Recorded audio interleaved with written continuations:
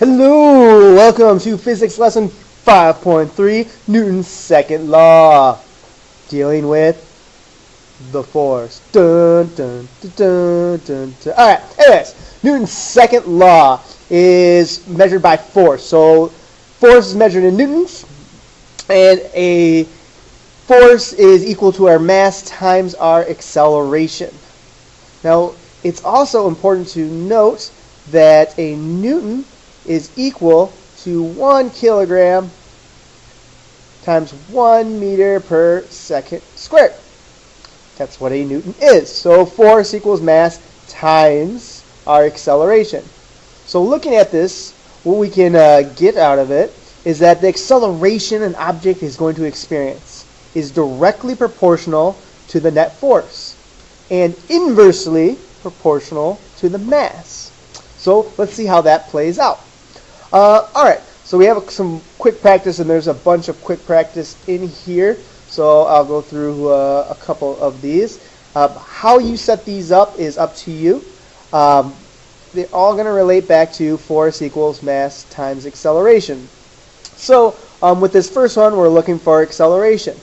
So you could either rearrange your formula to look like this, or you can just take your numbers. 12 newtons equals 4 kilograms times A, and solve for A. So in this case, our acceleration should be 3 meters per second squared. Yay! Part B, this is a straightforward force problem. It's looking for the force, so I don't need to rearrange our formula. I'm still solving for force, so let's go ahead and do that. 8 kilograms times 1.5 meters per second squared, and that should give us a force of 12 newtons. Now, with this, you should hopefully notice that the force here is the same as the force here. However, their accelerations are different. Now, the reason their accelerations are different is because their mass is different. So this mass is smaller than this mass, so the same force causes a greater acceleration in it. Now, if the same force caused the same acceleration, then their mass or inertia would be the same. Part C, hold on. Okay, I'm back. Sorry about that. It was the paparazzi. No, someone forgot their jacket, so they had to come get it. So I paused it. Anyways, back to what we were talking about. 12 newtons. Okay, good. This one, we're looking for the mass now. So our force equals 24 newtons. It's already up there. Why am I writing again? So 24 newtons equals our mass, which we're looking for, and our force. So our mass should be 6 kilograms. Yay! This is asking us the same thing. So 6 kilograms times our acceleration, 3 meters per second squared, gives us 18 newtons. Excellent.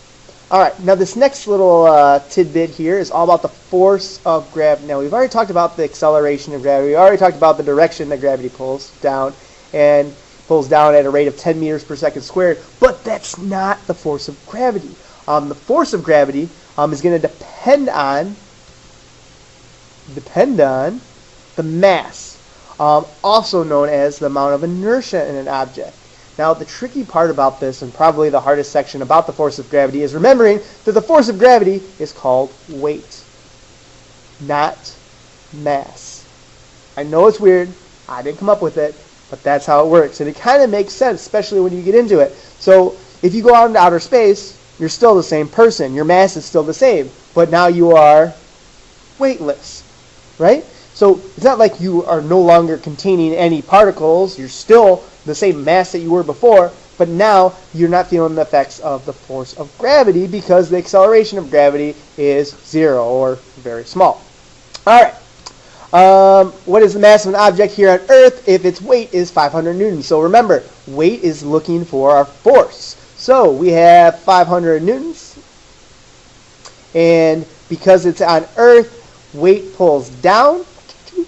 Our mass is what we're looking for, and our acceleration of gravity is always the same on Earth, at least in this class, and that's negative 10 meters per second squared. So our mass is 50 kilograms. Sweet. All right. Here we have some scenarios of a dog that has a mass of 30 kilograms on Earth.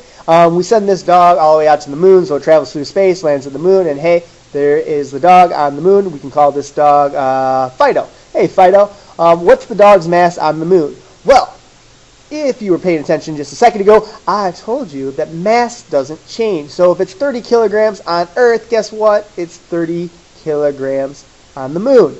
And if it's in outer space, it's still 30 kilograms. It's the same dog. The dog doesn't change. It's the same nice dog that barks for no reason at random things. Still there, no matter where it's at. Find the dog's weight on Earth. Now this is different. This is looking for our force of gravity. And that's going to equal our mass times our acceleration of gravity. So here on Earth, that mass is 30 kilograms, and the acceleration is negative 10. So its weight on Earth is negative 300 newtons. But on the moon, where the acceleration of gravity is much less, what we have is that 30 kilograms, remember the mass doesn't change, times negative 1.6. So the force on the moon, or the force of gravity on the moon, is more like negative 48 newtons, which should make sense. You weigh less on the moon.